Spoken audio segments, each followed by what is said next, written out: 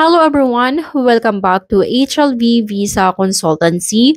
In today's vlog, ituturo ko sa inyo yung dapat ninyong gawin kapag nag-book kayo ng passport appointment sa DFA, any branch, pero after nyo makapagbayad ng passport fee, wala kayong na-receive na confirmation of your appointment. Nag-antay kayo ng ilang araw, baka nagkaroon lang ng any lag, pero wala kayong na-receive. So, that's happened exactly to me. Nagbubuk po ako ng mga passport appointment para sa mga new applicant, para sa nagre-renew, o kaya naman yung mga nawawala yung passport.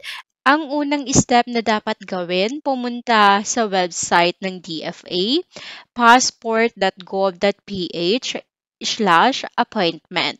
Kapag nandito na kayo, dito sa bandang kaliwa, may dalawang option, appointment and view appointment. Since you have already your appointment, ang i-click natin dito is view an appointment. To view, cancel, or download field application form, please input appointment code and email address of your current appointment and click the View Details button.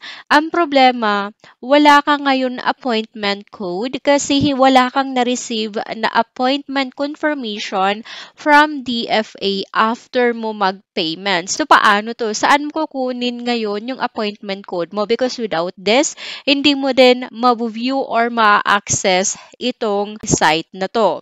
So, after nyo makapag-payment sa DFA, kapag may na-receive kayong email, for example, ako kasi true experience to kasi nagbubook ako ng passport ng mga clients ko, and after I paid through credit card, wala akong natanggap na confirmation from the DFA. So, halos 1 week akong nagantay, wala. After natin magbayad, gamit yung credit card, gamit yung Paymaya, o kaya naman gamit yung over-the-counter, yung mga bayad center, meron tayong resibo na marireceive sa email natin. So, for example, ito, nagbayad ako through credit card and ito yung natanggap kong receipt from Maya. Yung Maya, guys, is the partner merchant ng DFA when it comes to payment online.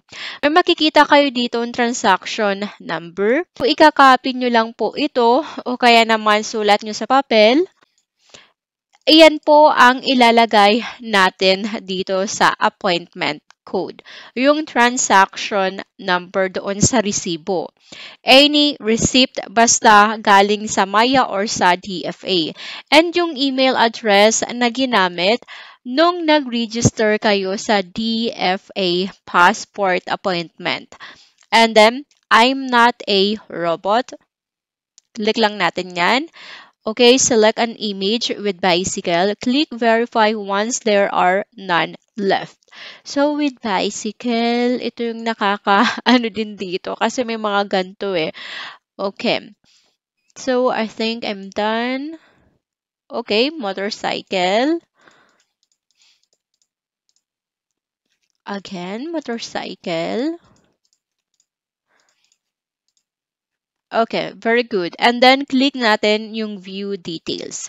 After that, makikita nyo na yung details ng appointment po ninyo.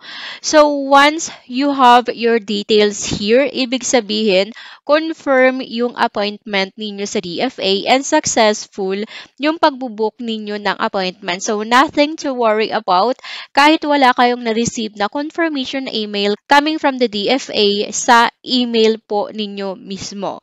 So, kasi nandito na po lahat. And to get the copy of your application form, appointment, receipt coming from the DFA, and confirmation of your appointment, click nyo lang po itong download form. Once na-click natin ito, pwede na natin siyang i-download. And then, save lang natin siya sa ating desktop kasi kailangan nyo itong i-print at dalhin on the day of your appointment. So, meron siya mga reminders kung ano yung mga dapat ninyong gawin. At on the day of your appointment, ipapa-verify sa inyo na nag-a-assist sa inyo doon if lahat tama, including the spelling of your name. So kung meron dito, for example, kayong error ay mali yung spelling ng isang name ninyo, don't worry about it. Maraming nagpapanik, ay mali yung spelling, but you can correct this on the day of your appointment mismo. So huwag kakalimutan, makikita nyo na yung resibo ng inyo pong appointment. And that is for today's vlog. I hope may natutunan po kayo sa akin. If you have other inquiries or questions, so comment your question below. Kung kailangan nyo po ng assistance to book your passport appointment, you can email me in this email address or follow my Facebook page.